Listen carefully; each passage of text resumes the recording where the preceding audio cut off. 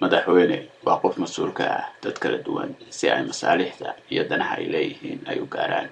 iyo in loo sameeyo barnaamij lagaga saarayo xaalad loona rarayo meel u dhaanta. deegaanada Soomaalida qoloba si gaar ah ayay u dhiban tahay, qof kastaana duruufka kale ka duwan ayaa haysata. waxa iyagoo dhan ka dhaxayn kara waa hogaamiye xor ah oo aanay saamayn qabaa'ilka wax dhex yaala. qofku inuu awaamir qaato waxa ka horeysa inuu ku qanco. qofku wuxuu difaaci karaa wuxuu aaminsan yahay. sidee buu insaan faasiqi saalax ku noqon karaa? qof naftiisa dhibaato ku ahi waxtar ma u yeelan karaa bulshada? ma khasaba inaan dhibaatada qayb ka ahay? ma waxaan ka taliyaa waxa la i weydiiyo mise wax kasta? ummadani Buddhism ma aha, Hinduism ma aha. waxa ay leedahay arkaan iyo tiirar ay ku taagan tahay oo u baahan in la ilaaliyo. waxna waa u xalaal, waxna waa ka xaaraan. cid walba oo ay dooranayaan waa in lagu qiimeeyo Ilaahay kitaabkiisa halka ay ka taagan tahay. waxa la xarimay ee khamri iyo sino iyo fawaaxish leh sida ay uga fogaato, sida ay daacadka iyo cibaadaadka iyo xiriirka Alle ay ku tahay. waa inuu noqdaa madaxweynaheenu mid ilaaliya muqaddasaadkeena. Soomaalidu inay wejigan yeelato dad baa mas'uulka ah. waxay jecel yihiin inay ummadda shaki ka geliyaan in aanay waxba wada yeelan, ayna noqdaan kuwa cadaawad iyo dhagar ku wada nool. waxaad maqlaysaa siyaasi beeleed, sarkaal beeleed oo difaaca reer keliya, cadowna ku ah dadka intiisa kale. dantoodu waxay ku jirtaa si aan loo arag loona garan xaalada buur iyo reer uu ku raadgato. aragtidu waa fikrad suurtagal ah oo sharxi karta dhacdo tijaab ahaan lagu arkay. nolosha bini'aadamka ah ee dunawiga ah waa mid la kala dhaxlo. maalin walba qofku fursad ayuu haystaa oo wax ku soo kordhin karo bini'aadamka. noloshu waxay leedahay baahiyo kala duwan, qof kastaana duruuftiisu way ka duwanaan kartaa kan kale. waxaa ka dhaxayn kara awaamirta ay qaadanayaan iyo waxa ay rumaysan yihiin jiraaleyda iyo waxa ka dhacaya deegaanka ku xeeran ama waxa ay Soomaalidu u taqaan danta guud. ninkii la oran jiray Nelson Mandela waxa uu yiri, inaad aabbo u noqoto caruur waa farxad, laakiin inaad ummaddan aabbo u noqotaa waa sharaf. hogaamiyaha aragtida iyo ahdaafta uu leeyahay ayaa sababi karta in dad kala diima ah oo si walba u kala duwani ay yeeshaan wax ka dhaxeeya oo ay ku midaysan yihiin si wada jiran oo ilaashadaan. Gandhi Hindiya oo dhan ayuu taariikhu yahay, maxaa yeelay waxa uu ka shaqaynayay waxay ahayd danta cid kasta. had iyo goor qofku baahida asaasiga ah ee uu leeyahay uma baahna in loo sheego, maxaa yeelay waa daruuriyaad iyo wax noloshiisa ku xidhan oo aanu sinaba uga maarmi karin. laakiin had iyo goor waxa aan la wada garan waxa dadka ka dhaxeeya ee u baahan in la wada ilaashado oo ay diintu ugu horeyso. maxaa yeelay diintu waxa ay dhowrtaa xuquuqda cid walba iyo wax kasta, noole iyo ma nooleba. salka ugu shisheeye naqdi ku simaniyo saaca koonfureedo saacido taaliyo sinta bari galbeedkiyo sabarada waqooyiga ummada ku siman ee sibiiliyo keli bari kala soo dhimayo waa i wada sokeeyo Soomaali baan ahay aan seeraari karino.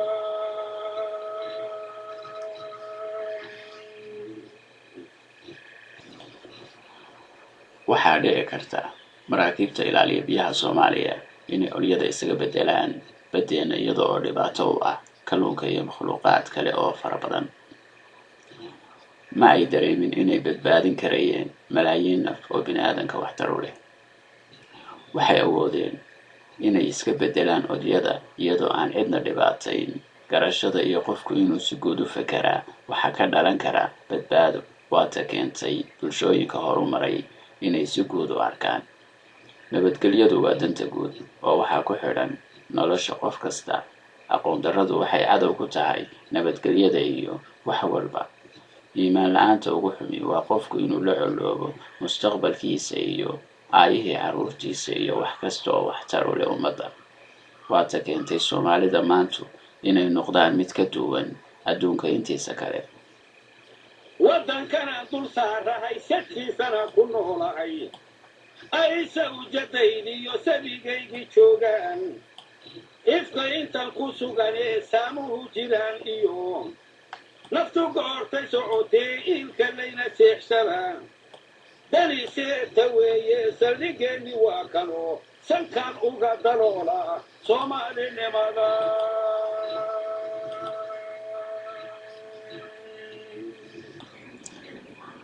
arrinku wuxuu ku soo ururayaa qof hurdaa la toosiyaa qof dhintaa la aasaa tani waa afkala qaad qof uu cudur ku hayo haddana kaa caawinayn xadkaa maqan baa la yidhi maalin walba wuxuu sameeyaa wax isku mid ah haddana wuxuu rabaa inay u soo baxdo natiijo ka duwan tii hore waata soomaalida haysata 20 sano ayay helayeen jawaab isku mid ah oo burbur iyo baraka iyo balaaya qofku hadduu lumo oo meeshuu ku lumay uu ku dhex lumo way adag tahay in la helo ilaahay oo faraj u bixiya mooyaane toobadu waa furan tahay alle xaggiisa aanu cararno culimada iyo qur-aanka laga haajiray aanu soo noqonno aan ka dhigano manhaj iyo dhaqan iyo miisaan aan wax ku kala saarno dowladnimada iyo soomaalinimada iyo suugaan kastoo aynu haysanno haddaanu islaamku marjac ahayn kala hagaya iyo hoggaanka ugu sarreeya ee dalka cudurdaar ma helayno ilaahay hortii maalinta qiyaame inta sawracaydiyo sawirkayga aragtiyo intii saxiitigiinay horay iila socotiyo inta sawdku gaadhee suugaanta maqashiyo inta soofka raacdee baadiyaha ku sugan iyo inta saraaca beertee wax soo saarka barataba salaam baan u dirayaa iyo sacaba furana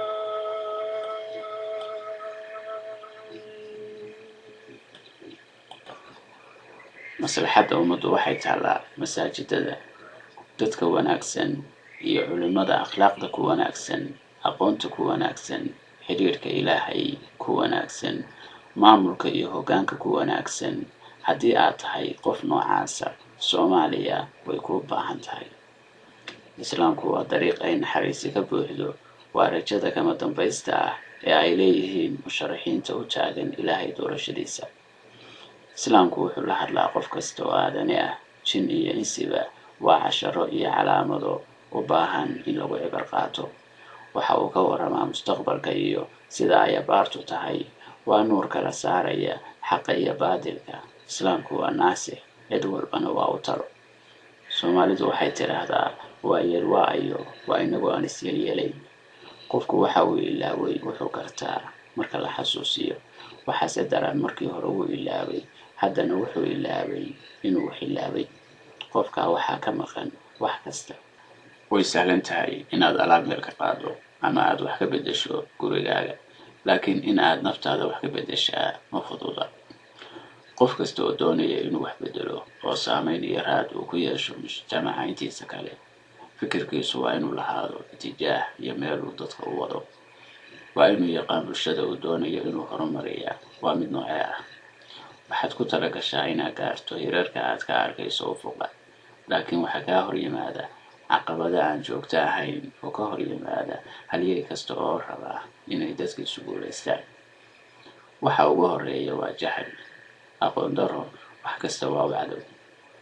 talabaadna waa anaaniya qofku inaanu dadka dhegaysan waxa uu rabaa oo keliya inuu maamulo horumarku waxa uu ka dhashaa bulshada dhexdeeda bulshadu waxay leedahay qaybo waxaa ka mid ah hoggaanka dhaqan waxay ahaayeen kuwa aan talada looga maarmin waana guddoonka keliya ee ay soomaalidu tiqiin waana xeerbeegtii ay ku urursan tahay talada reerku waa albaabka ugu sahlan ee lagu nabadayn karo midnimada iyo walaalaynta dadka soomaaliyeedna aasaaska u ah sawdkaan aqaana soomaali weeyo sinjigayga dhalashadu soomaali weeyo samayskayga aadane soomaali weeyo ruuxaan salaamaa soomaali weeyo sad waxaan la quutaa soomaali weeyo saaxiib waxaan nahay soomaali weeyo goboshaan ku seexdaa soomaali weeyo cagta meesha saara soomaali weeyo jirka meesha laysara soomaali weeyo ma ogoli safaadkiyo kala sooci doona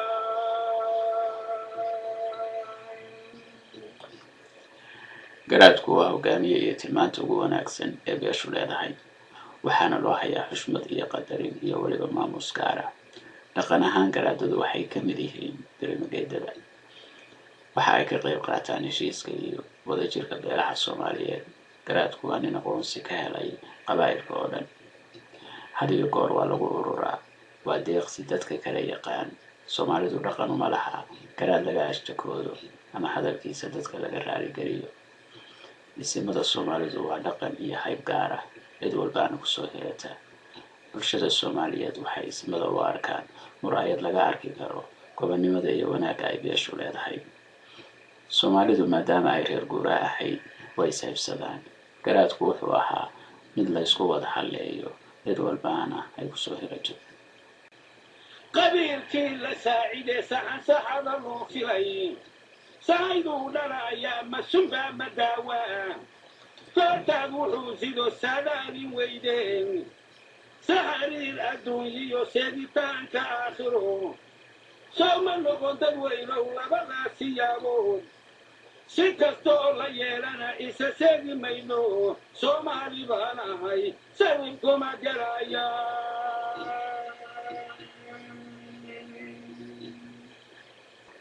duubabka iyo dhaqanku waxa ay sitaan haybadii iyo sharaftii beelaha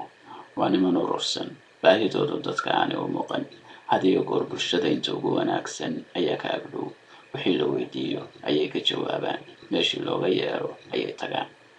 arrin kasta waxa ay ku leeyihiin guddoonka iyo go'aanka ugu dambeeya korfaynta iyo rogroga talada dadka kale iskale arrin kasta waxa uu ka istaagaa meesha ugu wanaagsan madax meel ka sarreysa oo la salaaxo male garaadada inta aan la boqorin waxaa la baraa xeerarka iyo anshaxa saldanada magac iyo nasiiba maalin bay baxdaa waxa uu aad uga fogaadaa fudaydka iyo afxumada iyo wixii la mid ah Soomaaliduna waxay tiraahdaa saddex baa boqornimada ka qaada gareexo guddoon jilicsan iyo gacan guran subaxyadii kaleetiyo saaxirkii gumaystaa saanyaday dhulkeennee shanta saab ku kala riday iyadoo sidoodii saddex weli ku maqan tahay labadii ka soogsadee saancadaadihii riday labadii sumuliyee shirinka isla soo baxay saaf dambeetiyo in sanaati loo rogo sheekada sidiirkay wadaan saalmadoodu saaf dambeetiyo in sanaati loo rogo aanooyinka iyo waxa qabaa'ilka dhex yaal iyo in nabadi dhacdo ayay mudnaantoodu tahay wixii magana iyo dadka socotada ah ayay u xilqabeen beeluhu inay wada degaan dadku inuu isdhex maro oo xigto iyo xididba leeyahay oo barkhad iyo baraare lagu wada dego ayuu imaamadu sitaa qamaan bulxan waa kii lahaa allo ku naxariiso hablaha doonan dadabtaan dhisnay iyo xidid dariiqaynta kuwaan dihanay diracay dhaleen waa dureemada ee muslimka ha iga dirin yaan ibliis dooya ka haridin duubabka iyo hoggaanka dhaqanka sida badan kuma yimaadaan doorasho ee waa maamuus la kala dhaxlo oo qoys gaari leeyahay had iyo goorna curadka ayaa dhaxla saldanada aabihii sida caadiga ah dhaqanka Soomaaliga suldaanka lama bedelo laakiin mararka qaar waxaa dhacda in xoog lagaga qaado oo lagaga xayuubiyo maamuuska iyo sharaftaba waxaa jira saldanada afkan bilowla wareegay maadaama aanu suldaanku lahayn ciidamo ilaaliya ama beesha dhexdeeda u soo xuraana waxaa sahlan in afka ciida loo daro had iyo goorna waxay timaadaa marka la saluugo ayna isku afkartaan aboogaar oo ah xeer beegtiga iyo golaha sharci dejinta iyo abwaanada oo ahaa wakaaladii wararka ee Soona Saahid Qamaan oo ka qayb qaadanaya ugaaska oo xilka laga xayuubinayay waxaa ka mid ahaa meerisyadiisii masoo aabahay iyo waxaan magan ka soo gaaray rag waxaan ku maamuli aqaan ama ku maamuusi mase inaanu nahay oo tolnimo meerta noo tahay oo weliba kaga meelcadahay meersa diidan masalaha ninkaani dhigay midig ma saarayo ninkii aniga iga maarmi kara uma muraad yeesho inuu aabihii madaryuhu muunad ku lahaa muskayna afay galay arlada kama miciin mudo sidii koran xiniyaha la muday uma maluugnaado. saahid qamaan waxa uu tilmaamayay waxa ay raggu isku raaci karaan ama qof boqora lagu maamuusi karaa inay tahay inuu qiimeeyo dadka intiisa kale. goli safaadkiyo kala soocidoodo ha yeeshee waxbaa si ah kulli shay-an sababa ah saatirkeennu yidhi oo suuradaha ku taalo sicibkiiba shicibkaa 3 laab ka badano waddankii saruu kacay sumcaddana ku hore maray inuu haatan seeriyo sagxad iyo daleel tago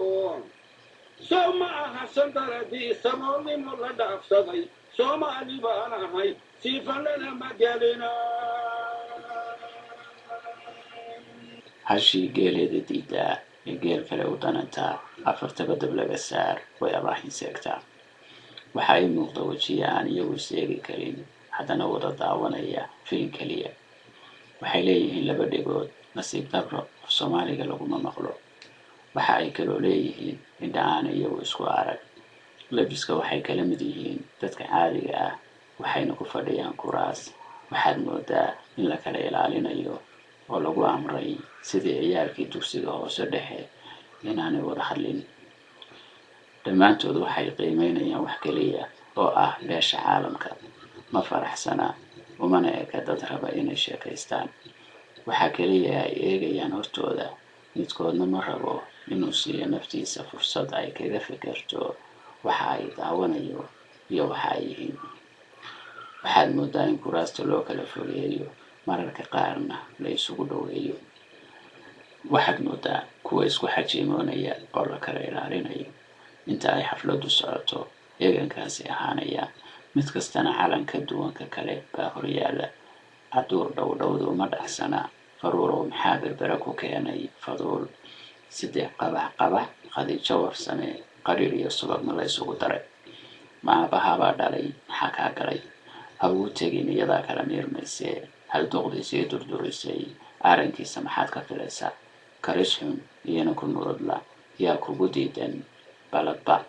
waa kaasi fiqima yahay. boqcad kasta oo dhulka dowlad deegaanka soomaalida waxaa ku aasan askari soomaali ah oo doonayay walaalihii inuu gumaysiga ka saaro. waxa uu hibeeyey wixii ugu qaalisanaa oo ahayd naftiisa. maxay inaga mudan yihiin haddii la weydiiyo madaxda soomaalida ee jigjiga joogtaa waxa ay ku jawaabi lahaayeen laba isdilaysa maxaa isu tihiin lama yiraahdo. soomaalida jawaabaha uga soo baxay halgankii 60kii ma aha kuwa farax gelinaya. barakacayaashu ma garanayaan sabab rasmi ah oo ay ku qancaan inay guryahoodii iyo beerahoodii ka maqnaadaan 24 sano. qaxooti inaan dan moodo inaan dibadaha wareego inaan dawarsado shisheeye waxay dantu igu xambaartay dalxiiskaaga maani dalkaygo. ilaahayga casiiska waxaan ka baryaynaa inuu dadka Soomaaliyeed diintooda iyo dariiqii nabigooda sallallahu alayhi wasallam fahansiiyo iyagoo isku jecel oo ku midaysan ay Allah azza wa jalla la kulmaan. aamiin aamiin ya rab. inkastoo sabaanadan saranseer la soo maray amuu soo marhaadiyo jiray saxal rabbaani amay saar xanuun iyo suruc ila ku raageen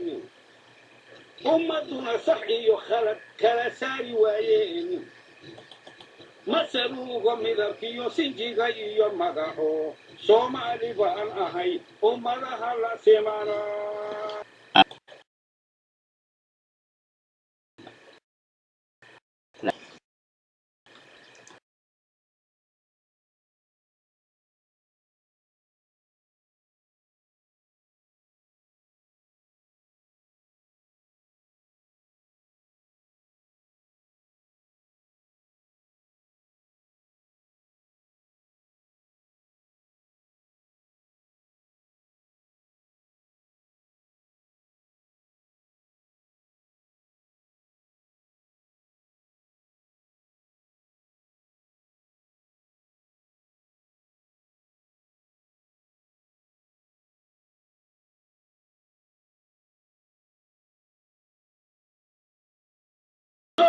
gari safaadkiyo kala sooci doodo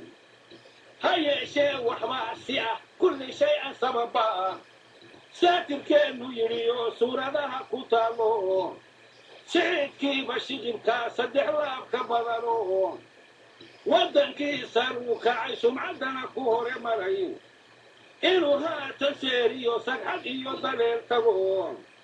soo ma aha sandaradii samoolnimo la dhaafsaday soomaali baan ahay siifallana ma gelina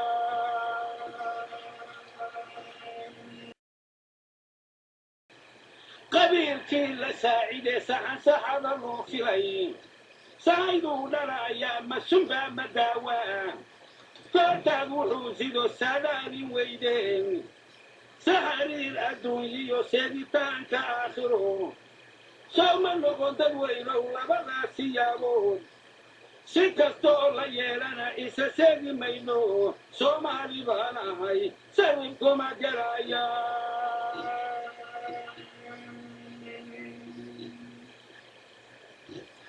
subaxyadii kaleetiyo saaxirkii gumaystaa saanyaday dhulkeennee shanta saab ku kala riday iyadoo sidoodii saddex weli ku maqan tahay labadii ka soogsadee saancadaanihii riday labadii sumuriyee shilinka isla soo baxay saaf saaf dambeetiyo in sanaati loo rogo sheekadaa sidiirkay wadaan saalmadoodu saaf saaf dambeetiyo in sanaati loo rogo